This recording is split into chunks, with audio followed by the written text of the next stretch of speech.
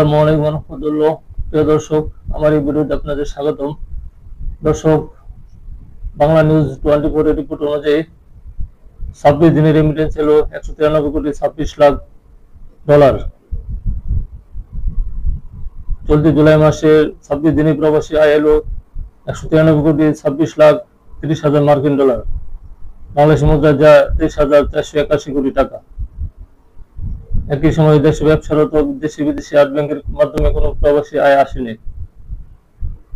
রোববার 27 জুলাই এ তথ্য প্রকাশ করে বাংলাদেশ ব্যাংক। তথ্য অনুযায়ী চলতি জুলাইয়ের 26 দিনে প্রতিদিন প্রবাসী আয় এলো 7,43,31,930 ডলার। আগের বছরে জুলাই মাসে প্রতিদিন প্রবাসী আয় এসেছিল 6,37,92,333 ডলার। আর আগের জুন মাসে প্রতিদিন এসেছিল 9,44,75,100 ডলার। এই হিসাবে আগের মাস জুনের তুলনায় প্রবাসী আয় কিছুটা কমলেও আগের বছরের জুলাইয়ের চেয়ে বেশি প্রবাসী আয় এসেছে।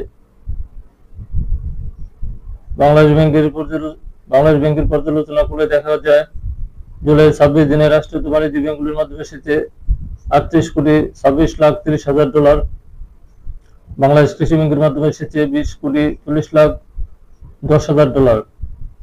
বেসরকারি বাণিজ্যিক ব্যাংকগুলোর মাধ্যমে এসেছে 133,67,40,000 ডলার। আর বিদেশি ব্যাংকগুলোর মাধ্যমে এসেছে 92,50,000 ডলার।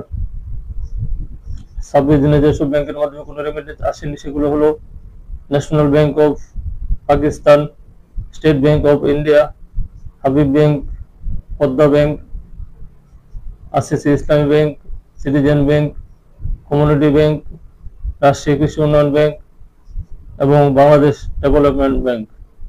দর্শক, ভালো থাকবেন। আল্লাহ হাফেজ।